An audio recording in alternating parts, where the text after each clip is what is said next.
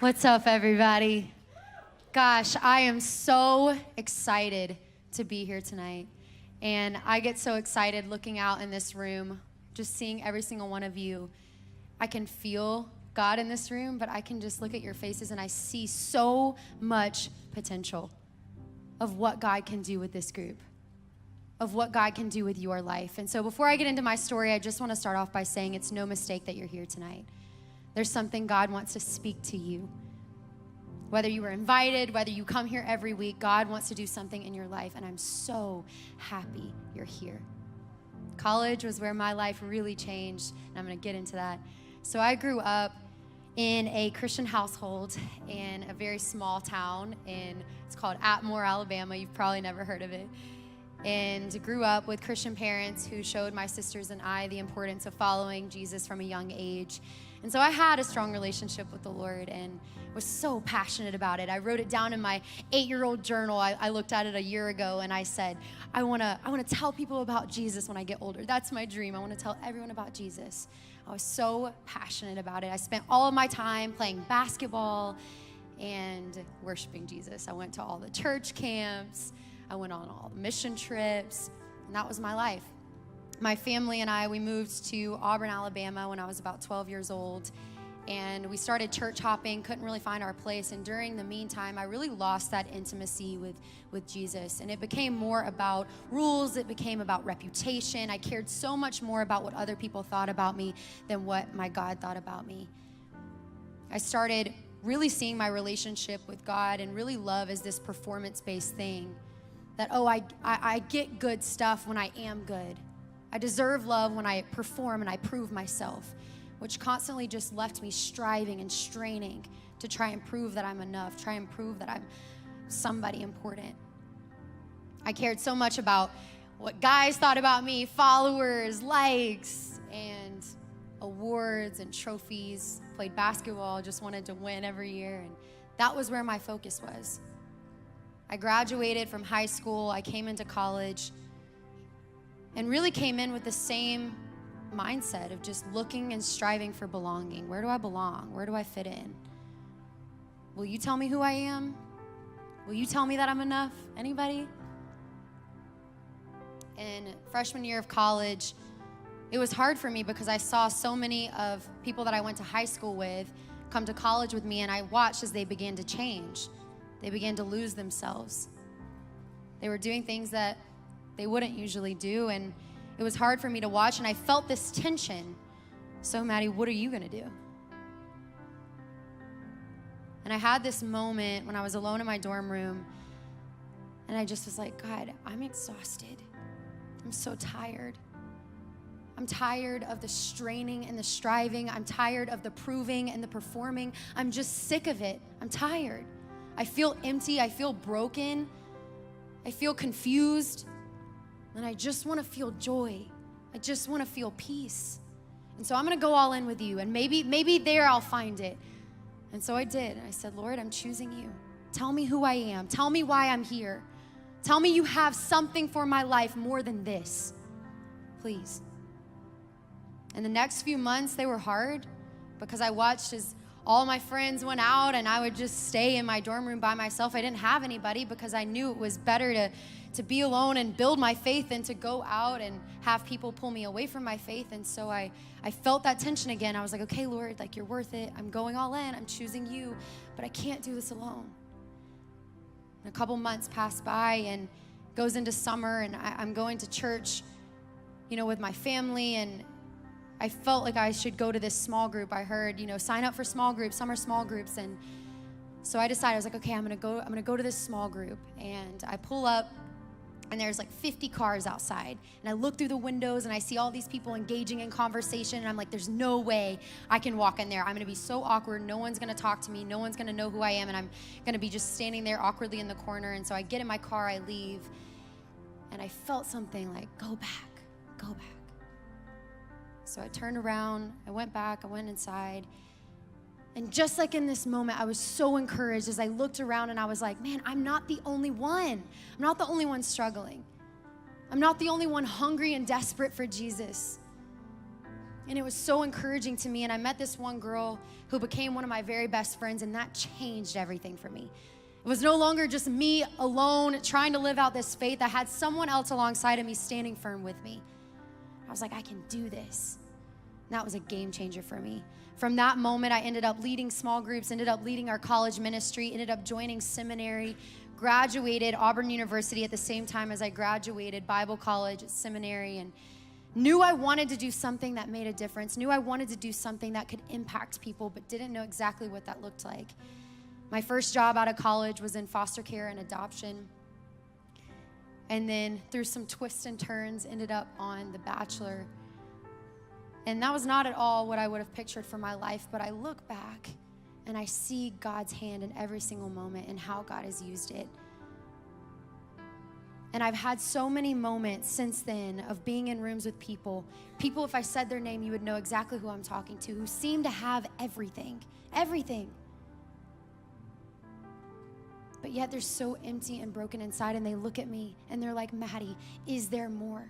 Is there more? Is there more than sex, money, fame, followers? Is there more to this life? Because I know it's what everybody wants, and everybody wants to be in my position, but I'm so empty and I'm so broken, I'm depressed, I'm anxious, and I come home every night and I cry myself to sleep. And I'm like, yeah, there's more. And his name is Jesus. And he's available to you. And just like he rescued me, he can rescue you. And everything that you're looking for, everything your heart craves and desperately desires, even if you don't even know it, can only be found in the one who created it, in the one who created you. And I just want to encourage you tonight, if you're here asking those questions that I was asking in my dorm room, who am I? Why am I here? God, why did you create me? Am I just meant to go through the motions?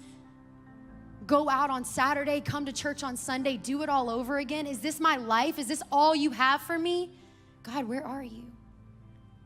He sees you. There's a reason you're here, and he will rescue you. He loves you, and he will redeem no matter what you've been through, no matter what's going on in your life right now. He can rewrite your story. He can use your pain. And he's the only one that satisfies. And we're going to talk about relationships. We're going to get into what it looks like to date well and what to look for in a spouse. And all that's great and all that's important. But the most important thing I want you to understand is the reason I'm up here and I'm passionate and I'm confident and I'm joyful and I'm excited and I could cry looking at you is because of Jesus. He saved me. He set me free. And he wants to do the same for you. And that's the most important relationship. And I just want to pray really quick, and we're going to go back into worship. So if you just bow your heads with me. Jesus, I thank you so much for this night. I thank you for every single individual in this room. I thank you that when they were in their mother's womb, you knew them. You knew them before they took their first breath. You had a plan and a purpose for them. They are unique. There is no one on this planet like them. And there is a reason they are here tonight. There's something you want to do. There's something you want to speak. And I pray that we leave here better than when we came in. That we leave awakened. That we leave transformed. That you do a new work in us. Thank you for the gift of salvation. Lord, thank you for when you were dying on that cross, you thought about us. You saw our face and you said, you're worth it. And you do it all over again. Thank you for pursuing us, for loving us, even in the middle of our mess, even when we deny you, when we don't even know ourselves, when we lose ourselves, you know us, you love us, and you meet us where we're at. And so I ask that you would draw near to us tonight. Meet us where we're at, but call us higher, make us better, remind us of who we are. Remind us that you have a plan and a purpose for us. Do what only you can do. We love you, Jesus. It's in your name we pray. Amen. What's up, guys? So hey, this is week 3 in our series Final Rose. We're talking through dating, relationships, and all that goes in that. And we're so thankful that our friend Madi is out to join us tonight. But before we dive in, I kind of want to start with just a fun segment. We're going to join you, so you're not alone. Okay. But it's hot takes, no context, okay? No context. Hot takes, no context. So first question, pineapple on pizza. Sorry. Okay. Man, Hawaiian pizza hits, man. I'm just saying, okay? I'm basic. All right. Just give me pepperoni. All right. To go with another really non-controversial. Yeah. Tinder.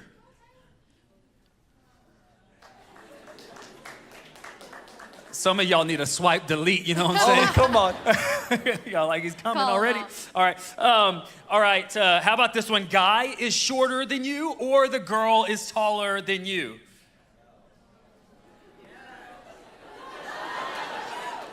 I can I'm look up just to being her. honest.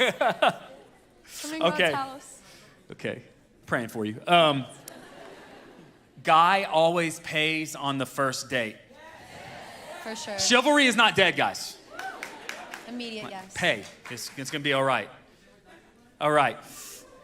Let's go with this one. Okay. So, is it okay to break up over text? No. All right. I'm gonna throw this one out here. I didn't do this before. Have you ever broke up over text? You know, No context.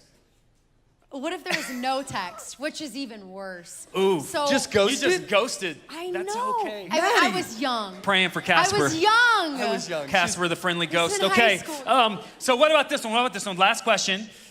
Kiss on the first date. No. I'm just gonna say this is excluding The Bachelor. I was about to say, so- actually, I had a clip I wanted to show you guys. No, I'm joking. I don't have That a would have clip. been bad. I don't. That would have been bad. Okay. But man, we're so excited that you're here and with all the things that we're going to be diving into together. So let's start diving into some questions. So Tyler, you're gonna take it Yeah, away. let's go. Hey, so we know that college is a time where a lot of people are challenged. It's a challenging season, right? You're stepping out of your parents' house into a new life.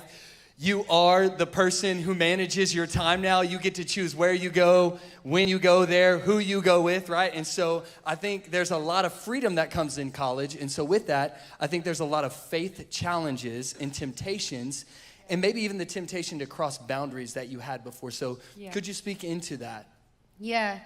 I mean, I remember when I was in college, and I kind of touched on it a little bit before, but just that tension, and there's so many opportunities to compromise. There's so many opportunities to settle. There's so many opportunities to change who you are, to be accepted, to fit in, to not have to stand out and be the weird one who chooses not to do what everybody else is doing. And it's really hard. And I know, many of you might know me from The Bachelor, and that was also a very hard season of life where there was a lot of temptation and a lot of pressures to the degree of millions of people having opinions and putting pressures and temptations. And for me, I think what it really took was, outside of the heat of the moment, outside of the moments of pressure, who am I and what do I believe? Because it's always going to come back to that. And so I had so many people ask me, when I came off of The Bachelor, and ultimately what led to me writing, this book that I just came out with, was, everybody's asking me, Maddie, how did you do that? Like, how were you able to stand firm under pressure and stay true to yourself? Like, I don't get it. I want to be able to do that. Like, how did you do that? And I'm always able to respond and say, obviously, like, the grace of God and the power of the Holy Spirit, but outside of that, is we all have a role to play. And the strength that you saw in public on national television was directly connected to the decisions that I was making in private when no one was around. And I had some tough decisions to make. And I think so many of us, we find ourselves in the heat of the moment and we let our feelings take over. We let our feelings lead us. And your feelings are valid. I'm not belittling your feelings, but they're not always right. And you can't always trust them. And I had to learn that the hard way. And so for me, it comes down to, what do I value? What do I believe? Who am I? And I'm led by those convictions instead of just being led by those feelings in the heat of the moment. And so it comes down to making those decisions outside of the heat of the moment. Like, what kind of person do I want to be? What kind of life do I want to live? Who am I? What do I believe? What do I value most? And so in those moments of temptation and pressure, when it's so overwhelming and you're like, what do I do? It really comes back down to those things. And it makes me like, I guess as a Christian, there's these times where you feel like a lone island, which I'm sure that you had those moments for sure. many times. And it makes me think of, we just sang Another in the Fire, and that's really from Daniel, the book of Daniel, where Jesus shows up with them in the fire. At least most theologians think it's Jesus. But in Daniel 6, before he's thrown in the fire, which that song's from this, Daniel chapter 6, verse 10, he's greatly challenged to follow culture instead of follow Christ, instead of follow God. And they were teaching him that he needs to bow down to this idol that they had created, and he should not bow down to the Lord. And then he writes, we see this in chapter 6, verse 10, where it says what Daniel does in response. It says, now when Daniel learned that the decree had been published, he went home to his upstairs room where the windows opened towards Jerusalem. And then it says 3 times a day he got down on his knees and prayed, giving thanks to his God, and key here, just as he had done before. And so it's this idea, like, in our lives, we don't rise to the occasion. We actually fall to our level of training.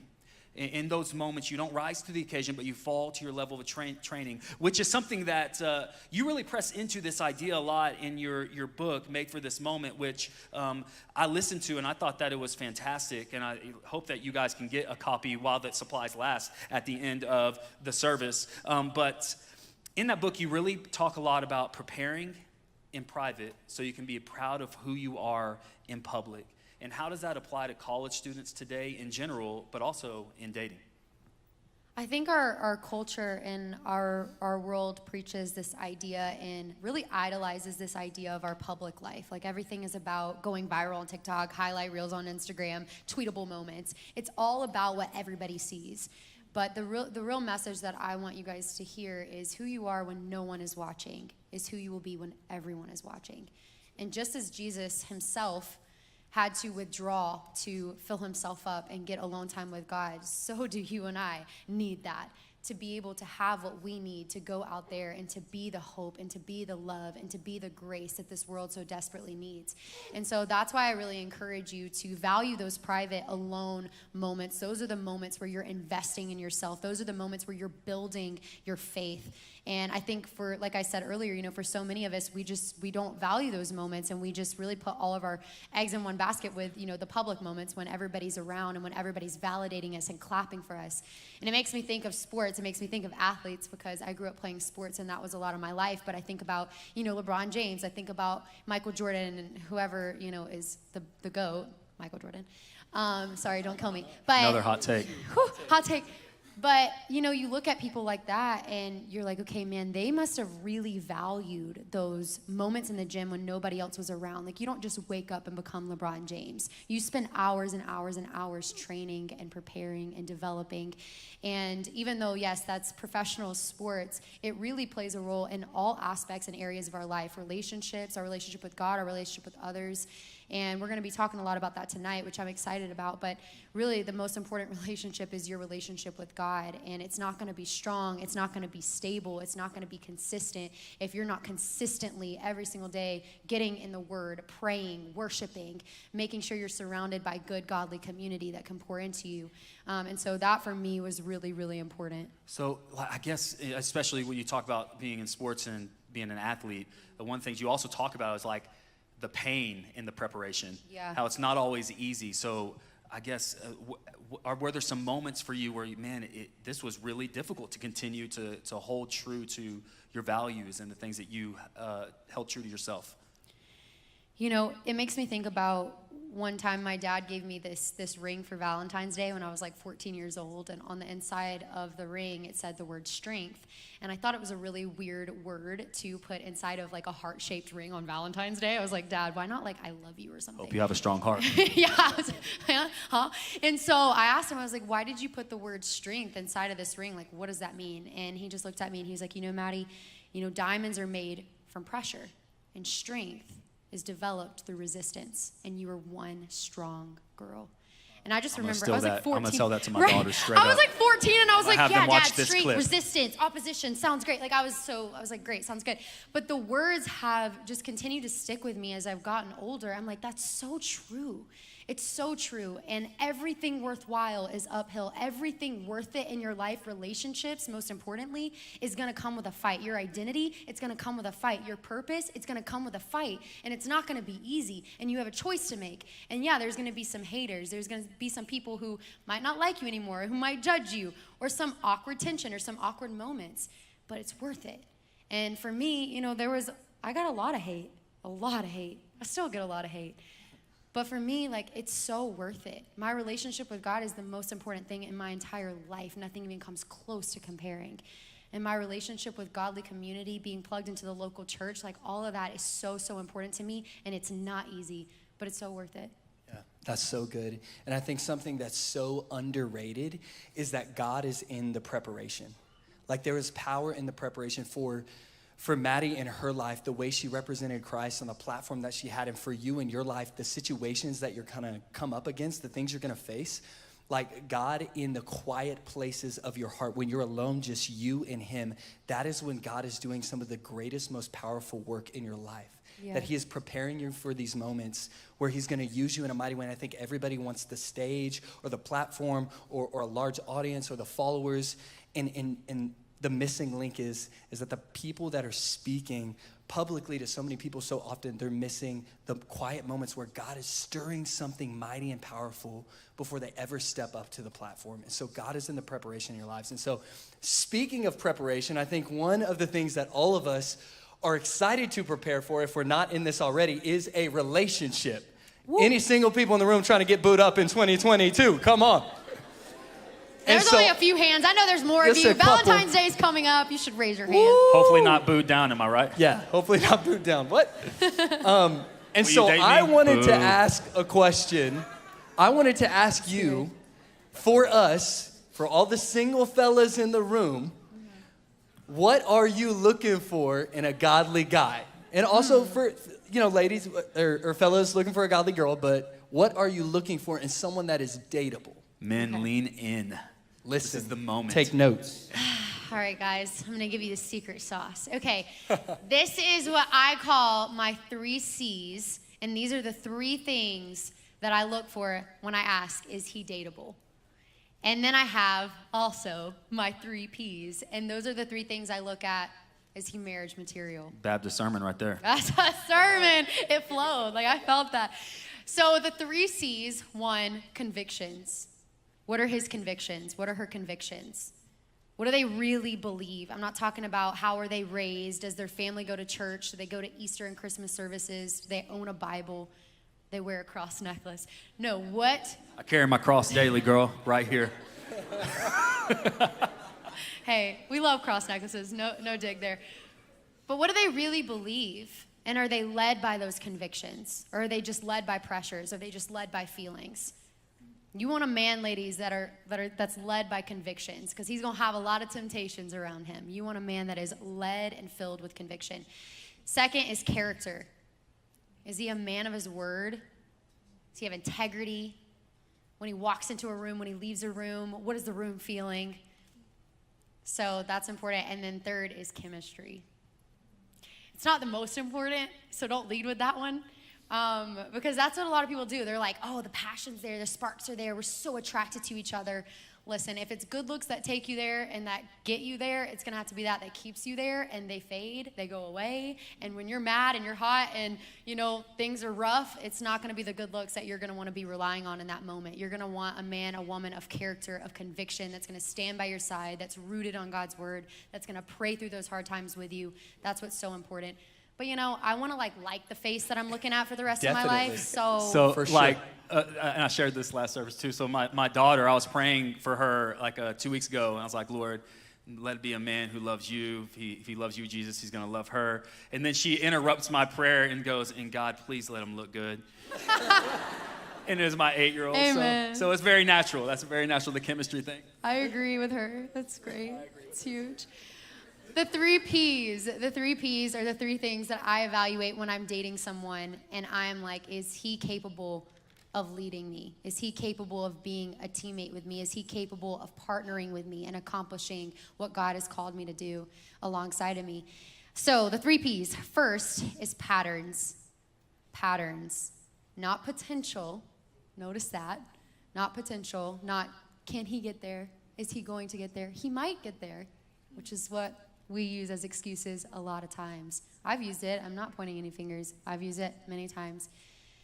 But patterns, what is she consistently doing? We're always consistently doing something. So what is he consistently doing? What is he consistently producing? Is he growing? Is he getting better? Is he every day in God's word? Is he every day pouring into other people? Is he every day living with a mission and a focus? Patterns. Second is purpose. Purpose. My life verse is Acts 20:24, and it says, "For I consider my life worth nothing to me. My only aim is to finish the race and complete the task of testifying to the good news of God's grace." That's why I'm here. That's my mission. That's why I'm standing on this stage. It's not about a microphone. It's not about It's not about any of that. I'm passionate about the gospel. It's saved my life, and I want it to save everybody else's. And I want to be partnered with someone that has that same mission and vision for their life. It says in God's word, where there is no vision, the people perish. There's got to be vision. I got to know where we're going. I got to know where we're headed, and it's got to be aligned. Make sure that purpose and that calling and that vision is aligned. And last is peace. Do I feel God's hand in it? Do I feel God's presence in it? How do I leave when I'm with him? How do I leave when I'm not with him? Or not leave when I'm not with him. How do I feel when I'm not with him? Do I feel security? Do I feel safe? Do I feel at peace? Those are really important questions. And so, yeah, not passion, not potential, patterns, purpose, peace. Yeah, when you say purpose, I think of, so it's an interesting verse for our culture, but 2 Corinthians chapter 6, verse 14, I think it's actually going to be up behind me as well. Yeah. So it says, "Do not be unequally yoked with unbelievers." And then it goes on to talk about like what partnership does with someone who's living a righteous life, or that's their pursuit, have with someone that is not. And it says lawlessness or other words, depending on what translation you have. And so, like, what is this idea of unequally yoked? Like, is it talking about, like, some of us were like, is that, like, did we just talk about, is he throwing out some eggs? Like, was this, like, saying, like, unequally yoked? Like, some of y'all are like, oh, yoked and jacked. Some of the guys are like, I've been in the gym, baby. I've been hitting I'm ready.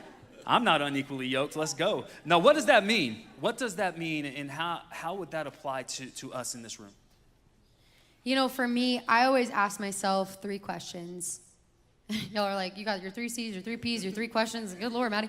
Yeah, it really is a lot. But three questions that I like to ask, and this is beyond even, you know, when I think about equally yoked, I even think about it in terms of community and friendship, because you are who you surround yourself with, and that's important. And when you think about partnering with someone for the rest of your life, that person has a huge, the biggest impact on who you're becoming, where you're going, who you are, what you're doing with your life.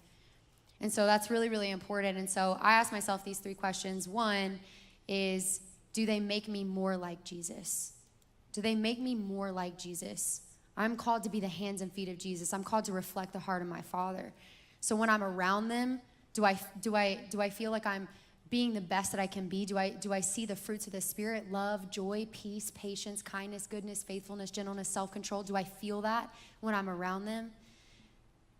Second is, do they help me accomplish more for Jesus? Are we partnered in this thing?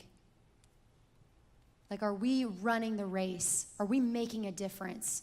Are we living for the kingdom? And third, do they push me closer to Jesus? When I'm with them, do I want to be closer to Jesus? Do I want to spend more time with Jesus? I remember I had a conversation one night with my girlfriends, and it was just such a powerful conversation, and I could feel just God's love and God's presence, and I left there, and I was like, man, this is the kind of relationship that I want one day, that I leave the conversation and I'm better. I'm a better person. I feel closer to my Lord and Savior. I'm on fire. I'm ready to go out and make a difference. I want to have that kind of feeling when I'm with the person that I'm supposed to be with. So that goes as far as community and as well as romantic relationships, but that's kind of how I view it. Yeah, I think that's incredible. Sorry. I think that's amazing. because I think so often for us, the question we're not asking is those three things you just listed. We're asking ourselves, like, who's going to fulfill me? Who's going to satisfy me? We're looking for someone to basically fill a void in our life. And I think so many people are looking for a soulmate, like, fill me up, complete me, when Scripture says you're looking for a teammate. And so, like, don't get it twisted. I think so many of us, we're looking for that person who's going to basically be God for us. Like, this is the person I've waited to be the thing that's missing in my life. This is the missing link when God says, no, like, the calling is to be equally yoked with somebody as a teammate running after me, but I'm the only one who can fill your soul. I am your soulmate, is what God is saying. And you're looking for a teammate. And so I think that leads into a good conversation for us, is that a lot of college students find themselves believing lies like that, you know? So what would you say are some of the biggest lies that you've seen college students believe and wrestle through? Well, I'll be honest and just share from my own personal vulnerability and struggles, which goes off of what you were even just saying, is I believed the lie that as a single, I'm not enough. I need someone else to feel whole, to feel enough, to feel like I've reached this big goal, because I guess marriage is the ultimate goal. At least that's what the world preaches, or I don't even know if they preach that anymore. Love, relationships, whatever it is the ultimate goal.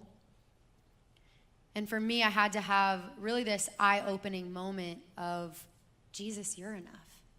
If I never get that, if that's not a part of what you have for my life, you're enough. All on your own. And this thing that I'm trying to find in relationships and people, like, it constantly leaves me unsatisfied. And it's like what you were even saying, like, that person's not meant to complete you. That person's meant to complement you. That person's meant to come alongside of you. And if we're coming from this place of lack and we're coming from this place of desperation, every single time our standards are going to be lower. We're going to compromise. We're going to settle. And we're just going to be so desperate for attention. We're going to be so desperate. Tell me I'm enough. Pick me. Want me. Choose me. Love me. Please? Anybody?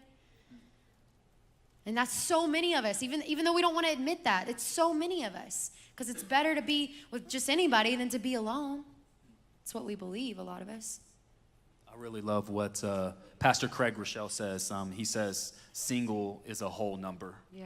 I mean, you can have fulfillment and be a single, which most of us, technically, most people in the room are single, meaning you're not married as of yet. But man, that's such a powerful, powerful truth. So let's transition to the topic of sex. So huge. So obviously, bachelor, bachelorette. We have the fantasy suite. Oh, y'all are like, oh, we're leaning in now. We're gonna step into the conversation. So, yeah, Tyler, you got a question you want to ask about that? Yeah, so, man, I think this is so important, especially because in college culture, right, I think a lot of people think, man, these are my years to experiment. These are my years to try things out. These are my years to figure out who I am in this area. And so, man, I think one of the biggest questions that we want to ask you is, in leaning into God's word, why is it so important that Christians follow God's truth about sex or purity instead of the cultural view? I mean, just quite simply put, everything in God's word is for your best interest and for your protection and because he loves you. Like, God's word is a love letter to you. Like, hey, I loved you so much that I sent my one and only son to save you, to die for you. And so when I think about this idea of, you know, saving yourself for marriage and not having sex and all these other things that, you know, in the Bible, it's very clear that we should pursue and that we should have. I think for so many of us, we see it as like, oh, it's these rules and these regulations, these do's, these don'ts, these things that we can and can't do. And God, why are you just like, you just don't want me to have fun? Like, I'm just supposed to be, you know, that weirdo who just doesn't do these things when everybody else is doing it. Like, people are going to think I'm weird, or they're going to think that I'm just like not cool or not hot enough or some weird whatever. If I don't do it, I'm going to get made fun of in the locker room. Like, that's what many of us feel. And really, I want to kind of break past that. And for me, when I made a decision that I was going to save myself for marriage, it wasn't because anyone was holding it over my head. Maddie, you have to do this. You should or shouldn't do this. And I think for so many of us, that's how we view Christianity. It's how we view, all of these different things that we should or shouldn't be doing. And for me, my breakthrough moment was, I kind of pictured it like one day I'm going to be walking down the aisle to my spouse, to my husband one day. And I'm not going to be walking down the aisle thinking, dang, now there's all these people I can't get with. There's all these things I can't do. Like, darn it. No, like I'm going to be sprinting down the aisle. Like, I've been waiting for this day. I can't wait to marry you. I'm going to be so excited. I'm like, I have prayed for you. I have waited for you. And it's the same thing with our relationship with God. And when I make these, decisions and these commitments to God, it's not because I have to. It's not because do's, don'ts, yes, no. He tells me these things because he loves me and he wants the best for me. But also just, I'm like, I get to do this. I want to do this. And right now, as a single, like, I am one with you, Lord. My body, my life, my heart, my thoughts, my words, every single bit of it belongs to you. And I am one with you. And one day, I'm going to be joined with someone else. And it's going to be the three of us. And it's going to be great. And I can't wait. But until then, every decision I make, everything that I do, I'm just thinking about you. I'm thinking about how can I honor you. But I also just want to speak to, there's no shame here. There's no room for shame here. That's not welcome here. No matter what you've done, no matter what's been done to you, no matter what's happened up until this point, you get to choose what happens next. You can choose from this day forward. And even though the culture preaches that, you got to test drive the car before you drive, you got to see it before you, seal it. I just made that one up. I have no idea. I like that. See it before you seal it. I don't know. Write it down. No, I'm just kidding. Or don't. Tweet it. I don't know. But it's true. That's why culture preaches. But there's something so beautiful about, like, God's word's very clear. And being rooted in that and grounded in that and led by that, it's for your best interest and your best protect. He's not withholding good from you. It says in Psalm 84, no good thing do I withhold from those whose walk is blameless. No good thing does he withhold from you. He's not withholding. He's actually saving it. He created it. It's good. It's not weird to talk about. It's a good thing in the right context, in the right way. And again, if you've made that decision in the past, that's okay. If you make a decision right here, right now, hey, I'm going to choose from this day forward to save myself for the person that God has for me, your spouse will be so thankful, so blessed, so grateful for this moment, you making a hard decision. And it is not easy. Y'all, it has not been easy. It wasn't easy on national television. It hasn't been easy off camera. But I fought for it. And like I said earlier, you have to fight for the things that matter to you. Fight for purity. It's not going to just be handed to you. It's not a walk in the park. You have to fight for it. But your spouse will be grateful, and it blesses God. Yeah, I think that's so good. And the question that I often ask myself in this department is because I know temptation is going to come. I know a lot of my friends have been intimate with people in their past, and it's part of their story. And I've seen God redeem that and use that in mighty ways. And I know me, like, my goal is the same as yours, Maddie. Like, I want to save that part of myself for marriage, and I've made mistakes, I've messed up, but I want to save that for marriage. And this is the question I ask myself, is do I trust God's directions more than my desires? Like, do I trust God's directions more than my desires? Because in his word, he gives us wisdom and truth in these areas, and my desires are going to tell me, I want to do that before I get married. But I trust his directions over my desires, and so I choose to wait. In Hebrews 13:4, it gives us confidence in this. It says, let marriage be held in honor among all. That means, like, at the highest position. It's held at the highest spot. And let the marriage bed be undefiled. And that just means that we would save purity, that we would save ourselves, that we would live a pure life, that we would wait until we're in the context of marriage to step into intimacy with somebody. And I know that Travis can speak into this because his past, this is part of his story, and he can speak into this. I did not save myself until marriage. I had multiple sexual partners before I was married. But man, here's the one thing that I would say: like, God's design's actually better. So like, I had sex before I was married, But we hear this term, make love and have real intimacy. I don't believe I actually made love until I was married. So you can have sex before marriage, but really making love is in the context of marriage. This I am fully yours, you are fully mine. Like, I'm committed to my wife, she's committed to me, and we're going nowhere. Man, that fully known place. I'm by your side for the rest of our lives together. That's intimacy.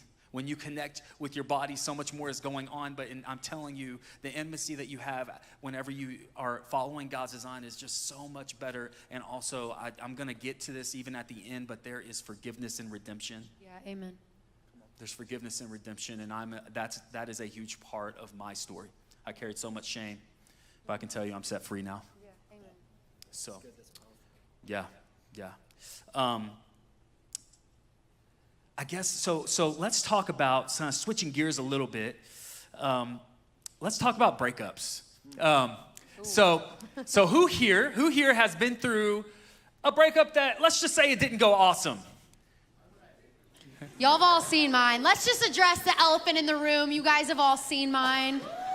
It's fine. That guy was plain crazy, am I right? Oh my God. Not gonna fly, am I right? Oh Peter's not gonna fly with her, okay. Oh my God. That's good. That's All right. Good. Yeah. Here all night. Man, hey, so I'm proud of that one. I really am. That was on the spot. Should be. When you go through the breakup, how do you deal with heartbreak in a godly way?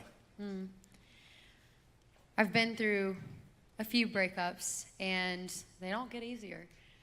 But my perspective has changed, and I've grown. And I think that one of the things that I learned that changed my life was that it's not rejection. It's God's redirection for something better. And that changed a lot for me. And I have learned to rejoice and be grateful for the closed doors, the no's, the unanswered prayers, the not right nows, the rejection moments, because it leads to God's best, God's will. And his thoughts are higher, his ways are higher. I don't always understand it in the moment. It hurts. It's not fun. And I remember when I was on The Bachelor, even with the girls, I would look at them and I would remind them for every rose ceremony, like, hey, your worth isn't in that rose. Your value isn't in that rose. If you don't receive a rose tonight, his inability to see your worth and all that you bring to the table doesn't determine who you really are. Don't let it be found in that rose. And I was like, if you don't get a rose tonight, please promise me you won't see it as rejection. God's got something better for you. And I encourage you with that tonight. If you came in here with heartbreak, if you're going through a breakup, choose to see what's meant for you will be yours. No one else can take that from you. God's purposes and plans will prevail. They will. What's meant for you will be yours. And listen, if he can walk out of that room, if she can walk out of that room, let him walk. God's got something better for you. That's what I'm doing. So for time's sake, we're going to transition. So we're gonna give some scenarios for Madi to respond to. So these would be scenarios that us on the college staff, we would say we see fairly often across the table when we're meeting with somebody. So let's go scenario number one. So someone sits across. So she sits across from you and says, I am currently dating someone, and talks about how they're crossing physical boundaries right now. They care about not crossing those boundaries, but they say, I feel pressure because, quote, we're in love. Should we be dating? I guess I would ask where that pressure is coming from. Is that the pressure that they've put on each other, or is that societal and pressure from culture? And I think there is a difference in the two, because I think if you're in a relationship where someone's making you feel pressured, that in order for me to love you, you have to do this, or you need to give this, that's a performance-based love, and that's not true love. That's not God's design for love. And therefore, I would say that's not a healthy relationship that you should be in. Versus if you're in a relationship and you both kind of feel that tug and you're feeling that pressure from society because maybe all your friends are doing it and, it's talked about and it's not even a big deal anymore. Like, everybody does it. It's not a big deal. and you have that conversation with each other, I just would kind of, you're feeling that conviction, like be honest, get it out there, have a conversation.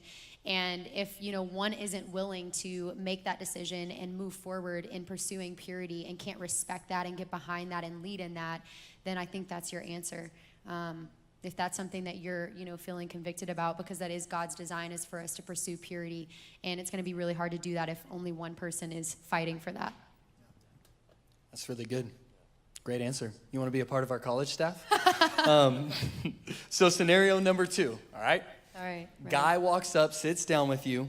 He's across the table from you, and he shares that he's interested in this girl, but she doesn't want to go to church with him and doesn't really like going to church. Maybe she's too busy right now, or she doesn't like organized religion.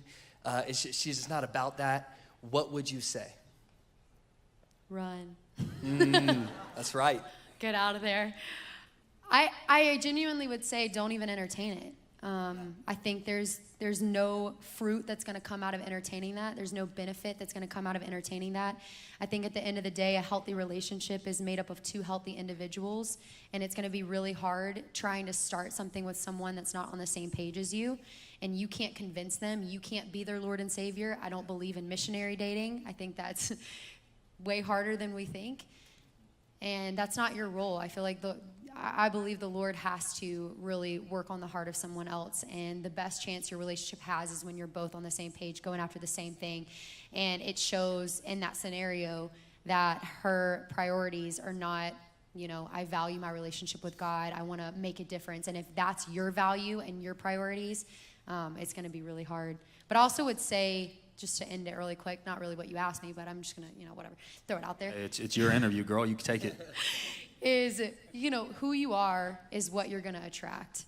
And so it's really important. That was actually one of my favorite things that you've said the whole time. Yeah. Will you say that one more time? I'm glad I just said it.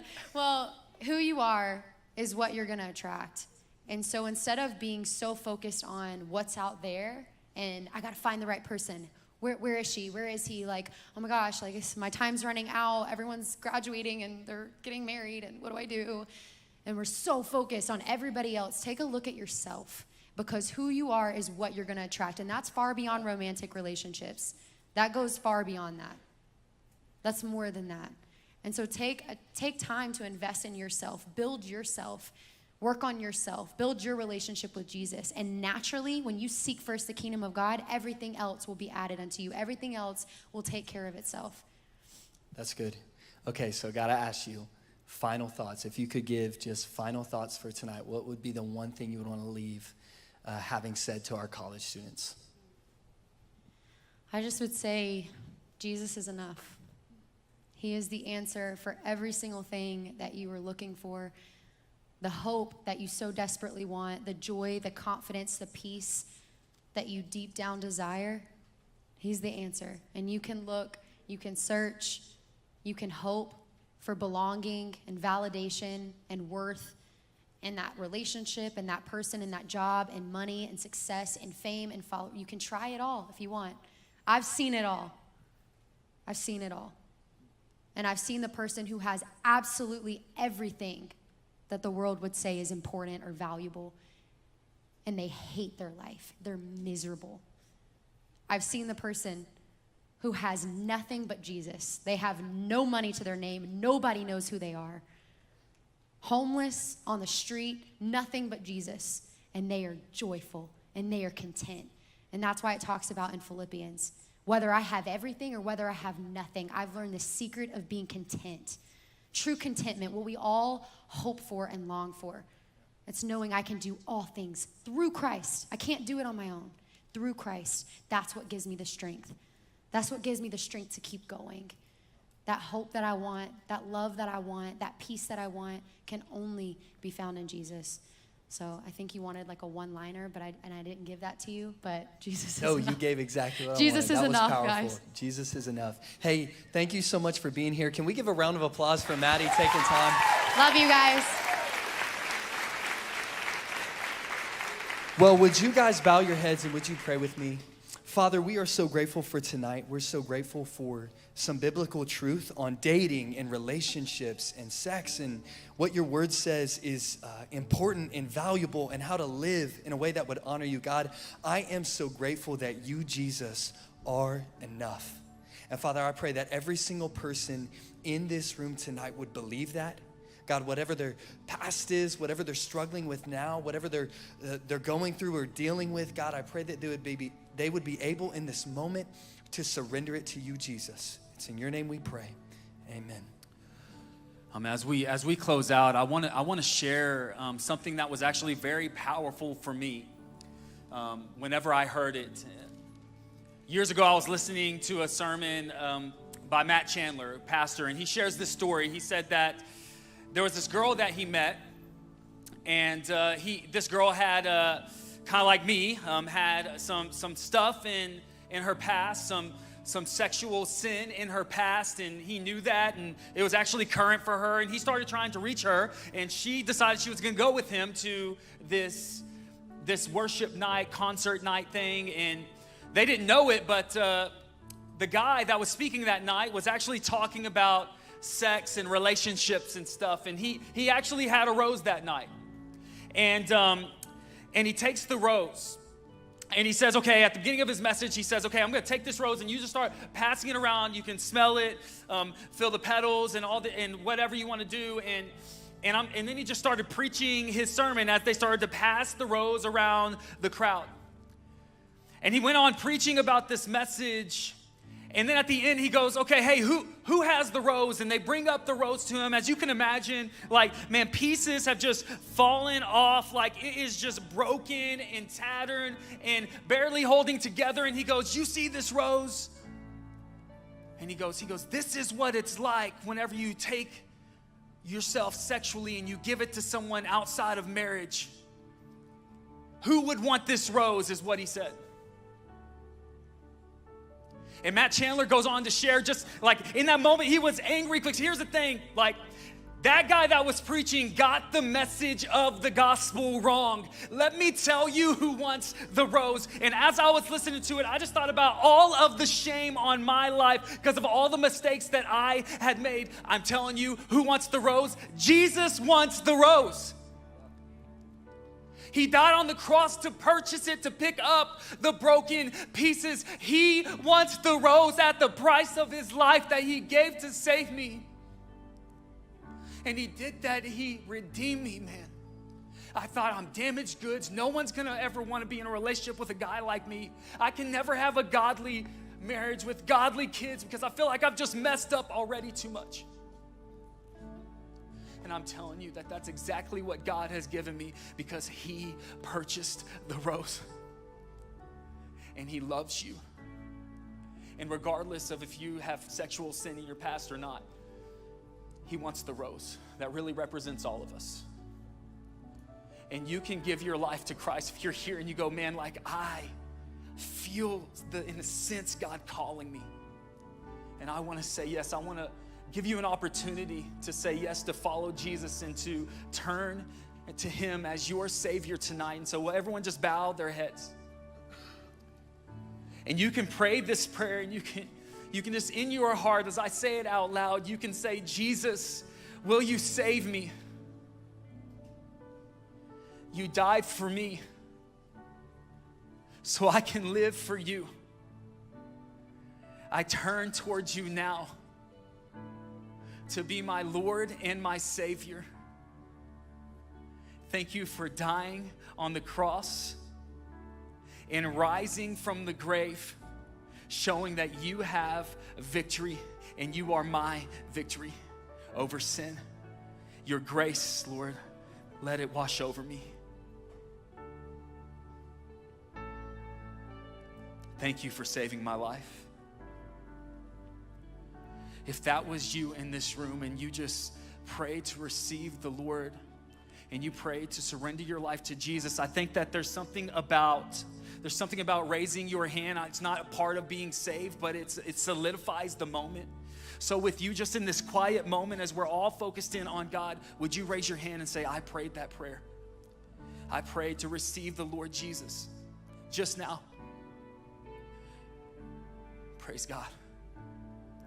Praise God, guys. Hey, look at me.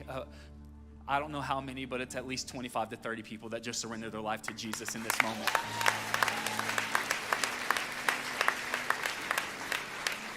And it's real, man.